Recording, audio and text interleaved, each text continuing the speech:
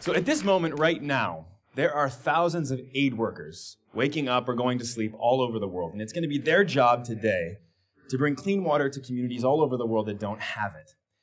But a lot of those aid workers are going to wake up this morning and they're going to face the same problem. And it's a problem that we're here to talk about today, the problem of desire. How do you create desire in communities for clean water? It's harder than you'd imagine. And what happens in communities that don't want clean water? I'll tell you what I mean. My first field trip to South Sudan, where I do a lot of work, I met with an aid worker there named Janella. And she'd just come back from 2 months in the field. She'd been embedded with a very rural community in central South Sudan. And she's an incredible woman. This is the kind of woman that I work with, that I'm blessed to work with all the time. That just lives and breathes and sleeps and eats for these communities that she lives with. And her organization had gone into this village and they had dug a well to bring clean water to this village for the first time ever. They put a hand pump in, they taught everyone how to wash their hands, and they'd gone to schools to teach kids the importance of clean water, and then she was tasked a couple months later with coming back and checking on the progress. And when she got to that village, everyone was sick. They had giardia, they had diarrhea. It's amazing how much I get to talk about poop in my job. And nothing had really changed since they installed this well for the first time.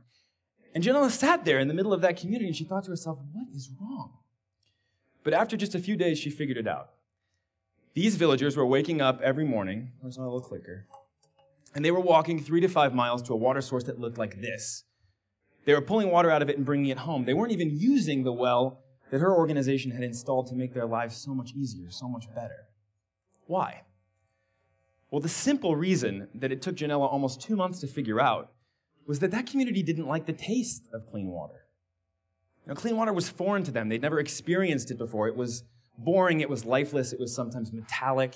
It didn't have that softness on the palate. It didn't taste wholesome, and they couldn't imagine that clean water could be healthier than something earthy, like this water full of bacteria and viruses and parasites that they drink every day. And this is heartbreaking to someone like Janella, because she sees dirty water as the center of all of these problems that a community doesn't necessarily know it's facing. She sees it as the cause of children's sickness. She sees it as the reason why girls don't go to school, or the reason why communities can't grow and develop and attract funds. She sees it as the reason why mothers lose children in childbirth and husbands lose their wives in childbirth, the ultimate cost. And, you know, she was just struck by this terrible reality. How do you sit there and how can you create desire in these communities for something that they've never experienced before? Now, I was reminded of this story in South Sudan a couple years later, actually this year, when I received a call from a board member of mine. And he said, George, you know, I know what we do is important, but I don't really feel like what we do is really important. And it was a really disheartening conversation to me, and because it was something that we were experiencing a lot with our supporters, our donors. We get people to run marathons and throw community events and make these incredible donations, but we were still experiencing this disconnect, right? Where people were seeing water poverty as some sort of foreign problem, and at best they were seeing themselves as someone that could maybe come in from the outside and make an investment of time or effort to change the reality for other people, but without really investing of themselves, without really making that problem personal. And I sat there and I thought to myself, you know, of course, right? We Americans, we have so much access to clean, easy, cheap water. We consume more water per day than anyone else the world over, about 145 gallons a person, 550 liters a day at home, per person. So of course we don't have any frame of reference for water poverty. Of course we can't, you know, build some sort of community, build some sort of unity with these communities that are suffering. Of course this problem isn't really going to resonate with us. And I sat there and I thought about Janella. And I thought to myself, you know, this community that doesn't desire clean water, are we really any different? Of course we're different in that we drink clean water all the time, right? None of us here have a bottle full of dirty water that looks like this. But we don't make that active choice every day to drink clean water. And just like Janella's community didn't understand that dirty water was the cause of so many of their terrible problems, we don't actively understand each and every day that clean water is the source of all of our triumphs, of our happiness, of our prosperity. It's the thing that allows us to enjoy steaks and sweaters and state fairs, right? Clean water is the engine that powers the incredible amount of empowerment that we feel as Americans. And so I called a staff meeting and I said to my staff, what the hell are we going to do? Because if we don't tap into this desire, if this desire doesn't exist, if we can't help it exist in Americans, first of all, how are we ever going to bring clean water to the billion people that live without it? And second of all, how are we going to learn to take care of the resources that we've been entrusted with, right? Without tapping into that desire, in order so that those resources would be available, clean, readily accessible for future generations. Where's this motivation going to come from? And very quietly, as she always does, a woman I work with named Catherine, sort of silenced the table and said, well, I have a very simple solution. We'll just ask Americans to live in water poverty for a little bit, and we'll just see what they think about it. And I was like, well, Americans don't like to be uncomfortable, really, is the thing. We like our conveniences, especially clean water. Most of us here have a water bottle with us that we got in our bag when we arrived.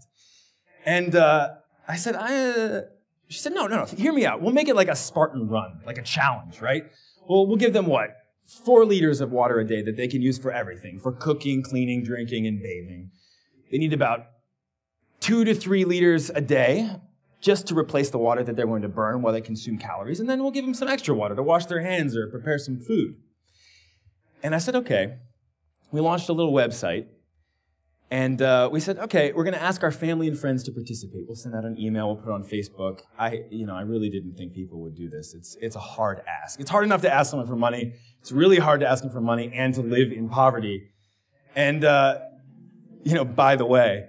And so I didn't think this was going to go anywhere. So we launched this thing, and a little over a week later, we had over 580 people participating in 6 countries across the world, sharing hundreds of moments, hundreds of insights.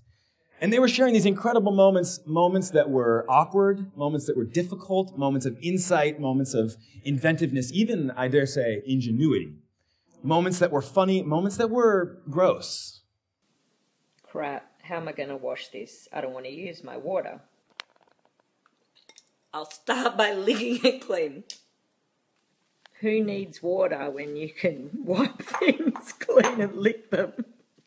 She'll absolutely murder me, but this is Kirsty Spraggin, who's speaking later today, trying to clean her breakfast dish without using any of her precious 4 liters so that she could use it later to clean herself up. And so many moments like these, really beautiful, funny, insightful moments. And some millennial celebrities got involved. This is David Henry. Today's day 1 for me for the 4-liter challenge. I'm going to be living off of the amount of water that hundreds of millions of people have to live off of each day. 4 liters of water a day. So I keep my water nice and safe in its Shasta Club soda bottle. Hashtag 4-liter challenge. And then we had this incredible community come together, right? It's built in humor. It's built in the shared human experience. And people are all of a sudden communicating with each other, giving each other words of wisdom or even tips. Not consuming a gallon of water a day is challenging to me, so I've come up with an ingenious way of getting hydration the Mother Nature's way. Watermelon. Hydration the natural way. And then we had people, most importantly, sharing insights, right? What this experience meant to them, what was difficult about it, what was empowering about it. And one of my favorite videos was this one. What did the 4-liter challenge teach you? I missed my bath. You missed your bath? Yeah. Are you happy to have bath water back? Yeah. Isn't it sad that lots of little kids in the world can't ever take a bath because they don't have water? And it's insights like this one, it's really teachable moments that we wanted to pull out of this. And we tried to categorize these insights to make them accessible to people. And the thing we heard the most from the most people was this: I just don't think about water. And that's what we've really learned, right? Is that because we don't have this desire for clean water that's actively motivating us all the time, which is really a blessing because we get to think about 1,000 other things. But because of that, we're not able to tap into that emotion. We just don't think about water. We're not conscious of it. And if we're not conscious of it, we're going to be faced with real problems. You know, 4 liters is more than just some sort of project, some sort of play game. Here in Southern California, we rely on the Colorado River for almost all of the water we drink, especially here in Los Angeles. And we share that river with 6 other states, 35 million people, about 1 in 10 Americans. Scientists estimate that by the year 2060, we'll be running a deficit in the Colorado River, the size of the annual consumption of the city of Los Angeles. And that doesn't just mean low water, that means no water. Now, I'm a human rights lawyer, so my job is to destroy the distinctions that we create to label each other, right? As donors or recipients, as haves or have-nots. And water poverty is going to do that job for me someday. We're all going to realize how precious our water resources really are. But the silver lining in all of this is we don't have to wait that long. We can create little experiences, fun, engaging, uniting experiences like 4 liters that can challenge us to learn just how important our water is to us and reconnect us to that. Not only to avoid problems like an empty Colorado River basin, but to learn fundamental truths. The truth is that when it comes to needing water, each and every one of us are equals. Thank you very much.